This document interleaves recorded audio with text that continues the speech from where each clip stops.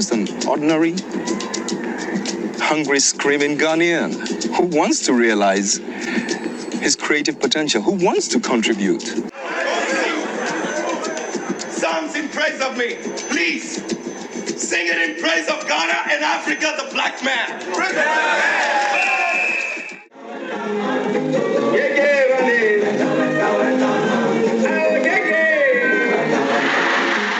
As I sit here now, I am opening.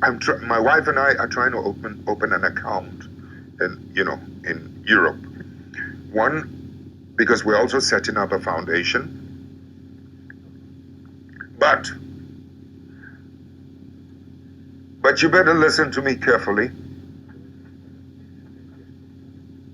Until I left all my life, together with that of my wife, until I left office, schooling, officer, and until I left office in the year 2000,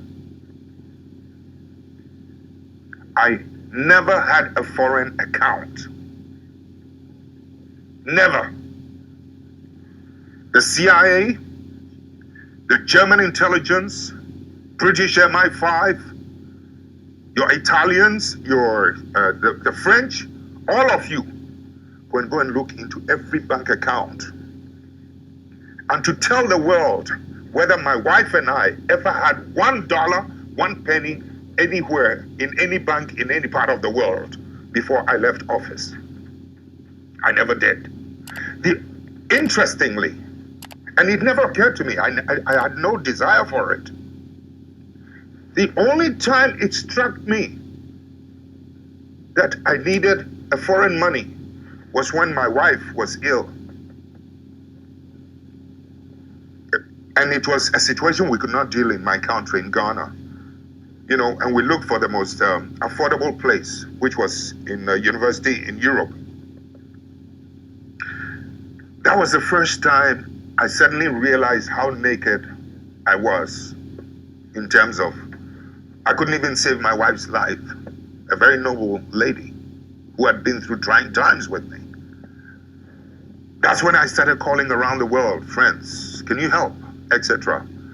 So having no account, oh, by the way, before I left office, we knew she was going to have this operation, so we had even put a little money aside.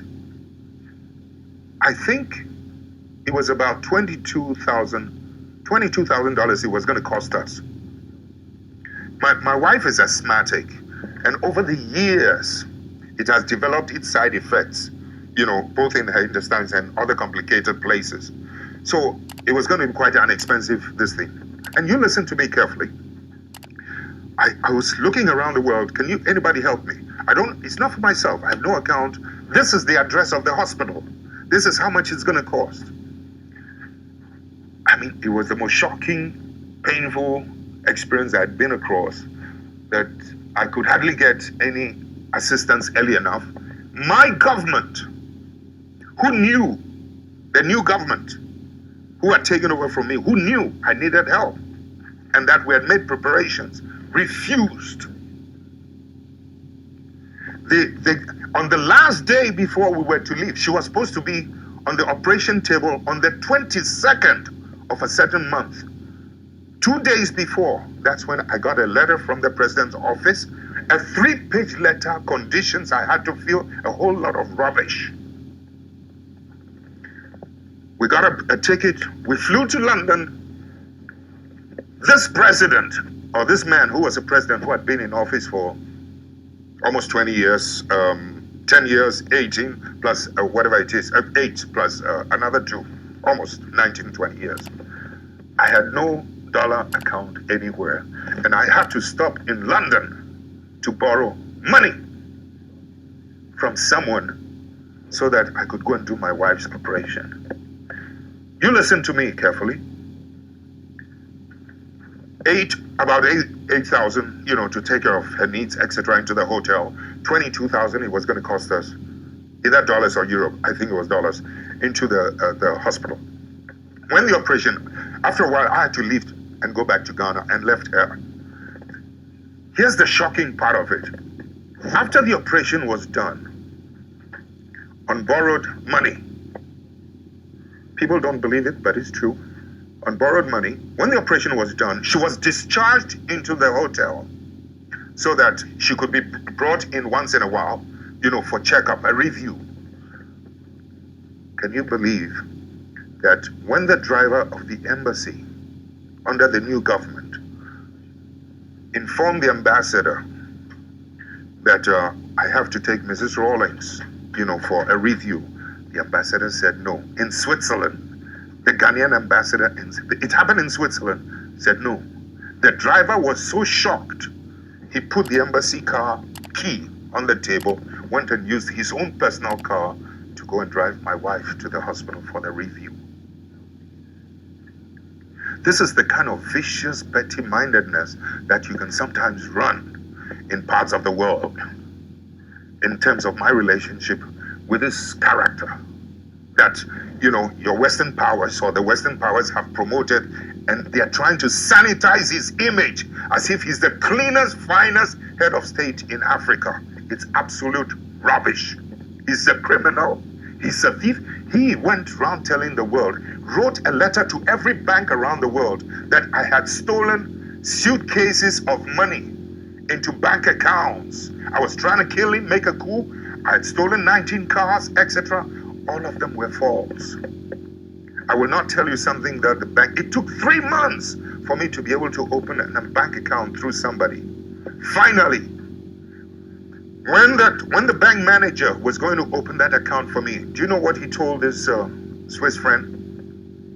You can come and do it. Every day he goes there. Is it open? Is it open? Is it open? Finally, after 3 months, the man told my friend that he is one of the few African heads of state who does not own a foreign account. You can now come and open the account for him.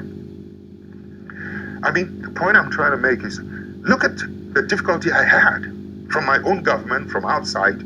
But then the other side of it is that to be so mean that not even the driver could send my wife for a review. That ambassador, for being so, he was so mean, the government withdrew every protocol facility as a former head of state. I have to carry my own suitcases, never mind. They even tried to get Swissair not to give me protocol. And Swissair told them, hey, you don't do that. They tried to campaign with other governments. Don't give this man protocol facility, etc. And yet, I'm supposed to have been the man who turned the situation round in Ghana, in West Africa. So in effect, what I'm trying to say is that we've had a pretty rough time, but the more you show hatred towards your opposition, sometimes towards us, the more you get promoted in some parts of the world. It's not healthy. I mean, we must begin to stop treating oppositions and ourselves as enemies. We must begin to rather engage in constructive relationship, constructive criticism, and not attempt to destroy and to see the opposition as your enemy to be destroyed. I mean, factories that we don't have time. 2 hours, 1 hour is not enough. 30 minutes is not enough for you and I. I need 9 hours. I need 8 hours to wake you up in Italy, in Europe, to the problems we're going through in Africa. Yes. Africa finds herself in a catch-22 situation, you see.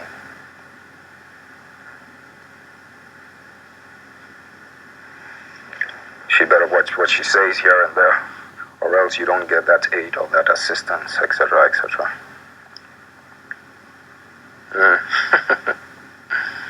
What kind of blackmail is this?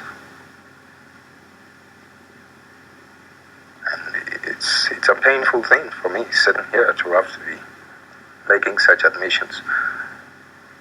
But these are some of the truths, the hard facts, my dear.